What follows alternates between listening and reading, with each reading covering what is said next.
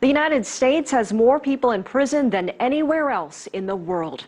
Almost 2.5 million prisoners are currently behind bars, equivalent to jailing the population of Chicago, America's third largest city. Human rights groups report a majority of them are Latinos and African Americans from poor communities. They're locked away for nonviolent crimes, from buying illegal narcotics to illegally crossing into the United States. Because of overcrowding, the federal government and several states are paying huge sums of money to private prison companies or for-profit prisons to house thousands of inmates. Critics say for every new person that gets locked up, private prisons get richer. As correspondent Mike Kirsch reports, it's led to concerns about inmate care.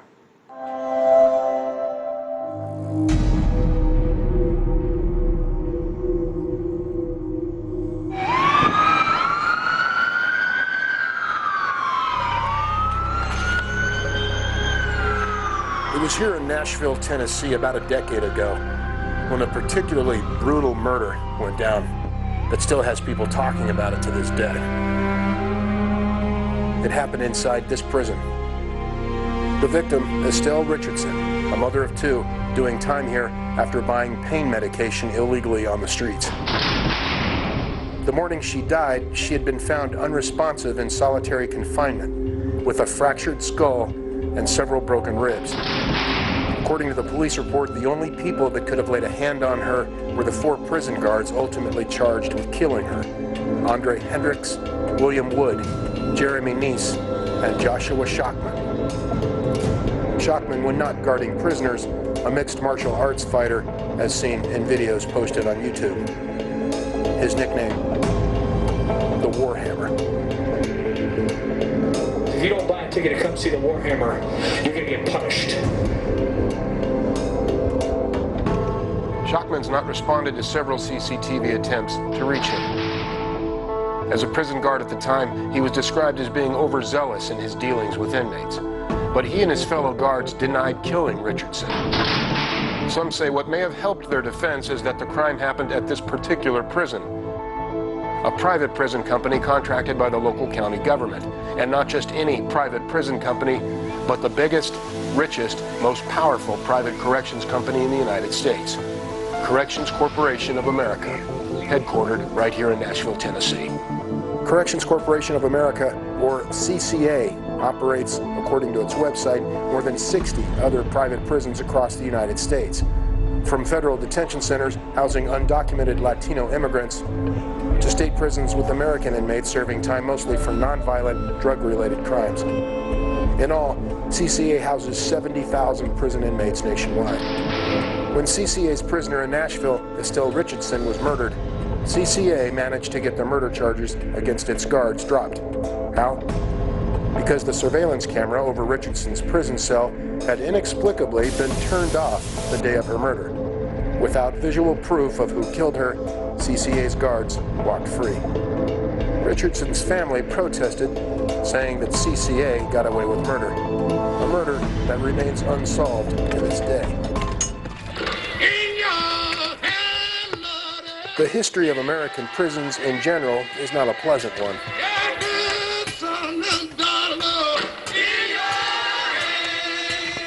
The United Nations has referred to U.S. prisons run by federal, state, and local government as some of the most dysfunctional, abusive, and torturous penal institutions known to man. In the early 1980s, private prisons began to emerge across the U.S. landscape, mainly to relieve overcrowded prison populations in traditional government-run facilities. Prison populations that began to explode as a result of America's war on drugs policy that was landing thousands of new drug offenders behind bars every day. For example, overcrowded and overwhelmed government-run prisons like in California have been ordered by courts to alleviate overcrowding by moving inmates to newly available prison space offered by private prison operations. In other words, California pays private for-profit corrections companies to manage some of its prison population. Essentially, private prisons are renting out storage space for prisoners. The more prisoners they take in, the more money or profits they make on their leases. Companies such as Nashville-based CCA have been profiting enormously. CCA's annual revenues today, for example, approach nearly $2 billion. So when CCTV set out to report about private prisons, we naturally felt it only logical to speak to someone here with the private prison industry leader, CCA.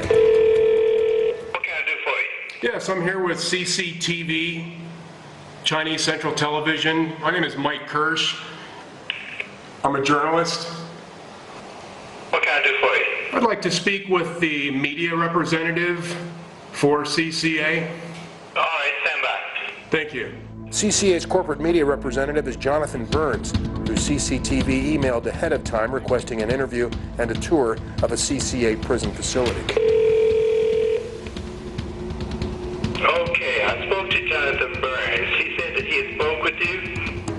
Yes, we corresponded by email, that's correct, and he told me to email my questions in. He's not here.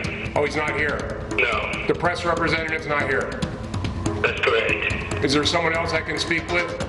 No, you need an appointment. CCA ultimately declined CCTV's request for a prison tour and for an interview. Jails are terrible because So, next, we turn to Alex Friedman, considered one of the nation's foremost experts on private prisons, because he was a prisoner at one for 6 years at a CCA prison here in Tennessee for an armed robbery he committed as a young adult that he says almost got him killed. when I was robbing the store, the guy did not want to be robbed, and so he pulled out a .38 and shot me, and then I got into a gun battle with him, shot at him.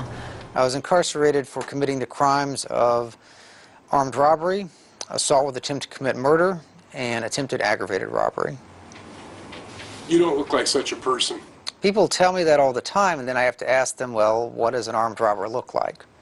I don't offer any excuses for the crimes I committed back in the late 1980s and early 1990s. I basically like to say I was young and stupid and greedy at the time, and now I am older and less stupid and less greedy. Friedman says his experience as a prisoner is like a PhD in how private prisons operate. Indeed, Friedman's testified on private prison issues before U.S. legislators. Since his release from prison, he's run a nonprofit prisoners' rights watchdog group called Private Corrections Institute, This is Alex Friedman. routinely blowing the whistle against what he claims is rampant corporate greed and corruption inside the private prison industry. Examples of which he says have been widely publicized, starting with what he calls the poster child of private prison greed, America's notorious Kids for Cash private prison scandal in Pennsylvania in 2008, when more than 2,000 school-age children who'd committed minor offenses, if any at all, were locked up in private prisons that had paid two local judges $1 million each in bribes to send these kids to jail. Sending children to jails in return for cash. Two judges in Pennsylvania pleaded guilty today to taking huge payoffs to send teenagers to privately run detention centers. Both judges received lengthy prison terms, one of them memorably confronted by an outraged mother whose young son killed himself after his private prison ordeal. You scumbag! You ruined my f***ing life! You remember my son? Other examples of greed and corruption, says Friedman, private prisons profiting by overcharging government clients or American taxpayers for prison guards that are underpaid and also dangerously underqualified. That has led to abuse of prisoners. In one case, to the alleged rape of dozens of female inmates at a private prison in Kentucky. To violent prison riots at others. To prison escapes while prison guards were allegedly slacking off and not paying attention. To prison guards like these three guys from CCA's Nashville prison caught forcing inmates to make handcrafts that they'd turn around and sell, pocketing the proceeds. Friedman says private prisons are so dysfunctional because as private companies, they are not obligated under law to publicly report much of what goes on inside their prisons, as government-run prisons are required to do. Thus, private prisons are said to be less accountable and less transparent about how they operate. What is clear, he says, is that private prisons are making enormous profits by various means. Achieving these profits, for example, by maintaining lower overhead costs by paying their employees much less than employees working in government-run facilities. In addition, private prisons profiting, of course, from each cell space they lease out. The more cells filled, the bigger the contract and profit. And some private prisons are said to actually have contracts that include what are called lockup quotas, which means that taxpayers ultimately have to pay a penalty tax for any empty cell space in a prison should local authorities not deliver enough prisoners to fill the spaces. A for-profit private prison system that Alex Friedman says seemingly encourages cities and states to arrest as many people as possible in order to fill the cells of private prisons or pay penalties if they don't. In short, profits based on how many people are locked up. Friedman asks, what's next? Privatizing police forces in the U.S.? And to give an example, if we use the example of a privatized police force, and we told people that our policemen will no longer be public officials, rather they'll be private corporate employees, and the more arrests they make, the more money they'll make. And most people would say, well, I see a problem with that, because they would be incentivized to arrest as many people as possible, because that's how they would make more money. And that's not going to work. But we have the exact same system in our private prisons, where private prison companies make more money if they incarcerate more people for longer periods of time. So this is the inherent problem with for-profit prisons, is that they are for-profit. Friedman says private prison executives, like some in charge at CCA in Nashville, are living large in million-dollar country club estates outside of town, raking in multi-million-dollar salaries after generating multi-billion-dollar profits each year for shareholders and investors that, among them, include several large American banks and U.S. corporations. In addition to private prisons becoming more and more wealthy, there are other prison industry service-related companies making huge profits. From prisoner transportation companies that move prisoners from court to prison and back, to firms providing medical services to prisoners, or phone communications for inmates and their families. And there are large food companies that must feed private prison inmates. All these companies earning huge profits, says Friedman, on the backs of inmates in private prisons across the United States. We are opposed to private prisons. We seek the abolition of the private prison industry. We believe that for-profit corrections has no place in a civilized and democratic society. What's particularly aggravating to CCA is that Alex Friedman has bought stock in the company, which allows him to show up at CCA's annual shareholder meetings. You might call Friedman the ultimate party crasher. How would you be received at cocktail hour? Not very well, I'm sure. I do attend their annual shareholder meetings. As an activist shareholder, I own stock for the purpose of attending their shareholder meetings, questioning their board members, and filing shareholder resolutions. They can't keep me out. So even as a former prisoner at a CCA prison, CCA still has to welcome me to their annual shareholder meeting just like any other shareholder. And they have to respond to my resolutions just like any other shareholder. I mean, I'll go in, I'll shake hands with the corporate executives, I'll ask my embarrassing questions that they don't want to answer. Such as? Why are you incarcerating women and children as young as 5 years old in prison-like conditions in immigration detention facilities? How do they respond? Well, of course, there's corporate responses, corporate speak. Sometimes it's, well, we can't respond because of pending litigation. Or, no problem, we've already looked into that and investigated ourselves, and there's nothing to see here. There's no problem at all. When CCTV attempted to raise these criticisms with CCA, CCA declined comment and instead sent us a public relations video. Every day we serve our communities, from small towns to large cities at more than 60 locations across our country. We play an important role in public safety. CCA also lauding its employment of many U.S. military veterans, all while generating 5 to 15% in savings to American taxpayers, helping 30,000 inmates each day learn job skills, giving each student, inmate, person a chance to return home, to get a good job, build a better life. The private prison industry has strong support from a respected nonprofit think tank in America known as the Reason Foundation that advocates less government and more privatization in society. The Reason Foundation's Leonard Gilroy tells CCTV that private prisons are just part of the American way of doing business. Number one, We live in a capitalist society. Governments contract out literally, almost everything you can think of. Quick examples might be building and operating highways, trimming trees in city parks, operating hospitals, paving streets, collecting trash, providing water and wastewater, all kinds of things. And so in that context, operating a prison is not something that is necessarily inherently governmental. And so to that point, I think there really isn't any inherent problem with a company making a profit if they're providing a good service, just like you would find in the private sector. If Apple makes a good phone or Samsung makes a good phone, we reward that company with profits. That's a signal in the marketplace.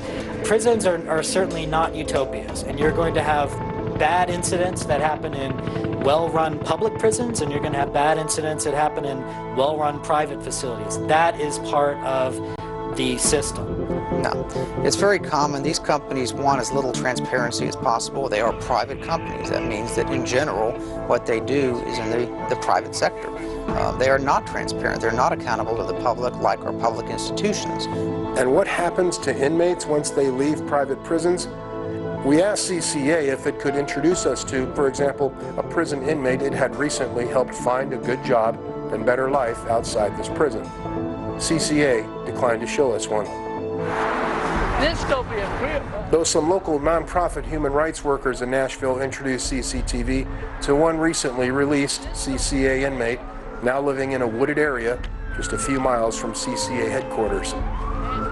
His name is Jesse James Upchurch. I'm homeless, man. I'm walking out here in the cold. I ain't got no place to go, man. CCA confirmed Upchurch's long criminal history, which spans 30 years, in and out of prison for crimes ranging from selling illegal narcotics, burglary, to most recently, aggravated assault. What about people who see this and they say, well, Jesse, you put yourself in this position. You shouldn't. I've done my time, but you put me out here and you expect me to do right, tell me to do right, you educate me to do right, but if I ain't got no help, what am I supposed to do? You got anywhere? Oh, man. You got anywhere to live? I ain't got no place to live, I ain't got no place to go. Upchurch says he can't find a job because of his criminal history. And he says when he's sent back to CCA for minor crimes like drinking in public, he says it's almost as if CCA is happy to see him come walking back through the door because it means more profit. Follow the money. So if you want to know why we have private prisons despite all the documented abuses that have occurred over decades, follow the money. See where it leads. So you have these companies being paid hundreds of millions of dollars from government contracts. And then they take a portion of that money, millions of dollars, and they give it back to politicians in the form of campaign contributions, donations, and lobbying expenses. And as a result, they get more contracts. So it's a recurring cycle, and people are making money. The higher number of people arrested and sent to these prisons, says Friedman, the bigger the profits for companies like CCA. There are losers and there are winners. The winners are the ones making money. The losers are everybody else. The losers, Friedman says, private prison inmates like Jesse James Upchurch. Because I'm sick of being here. I'm ready to lay down and die. While private prison companies like CCA claim many prisoners have access to programs to educate themselves and to prepare themselves for a new life after serving their time, the fact is more than 60% of prisoners released from private prisons return after committing another crime. That spells more profits for private prisons, at the expense of many prisoners in America hoping for a second chance and staying out of prison for good. My dream is to just being in a place that's warm, where I can eat, where somebody says I love you every day. Thank you for being alive. Upchurch says he believes his well-being as a prison inmate inside a CCA prison is the last thing on CCA's mind. All they're doing is trying to make money.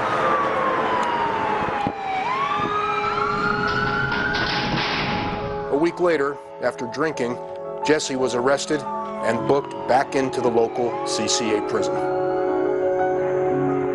After the murder of Estelle Richardson here at its Nashville facility, CCA paid her family $2 million to settle a wrongful death lawsuit. Still, Friedman hopes someone will come forward with information about the crime He's raised a $35,000 reward for that information. Little has been heard from the 4 guards accused in her murder since charges were dropped against them. Josh Schachman, the Warhammer, survived to fight another day, and today is said to be a fighting instructor. To date, CCA refuses to answer CCTV's questions about Estelle Richardson's murder. Though through its public relations videos, CCA assures the public it hires only the best employees at its facilities, who get the best parking spots right up front, from Employee of the Month to those working in quality assurance. Quality assurance? Yes, quality assurance is basically covering things up.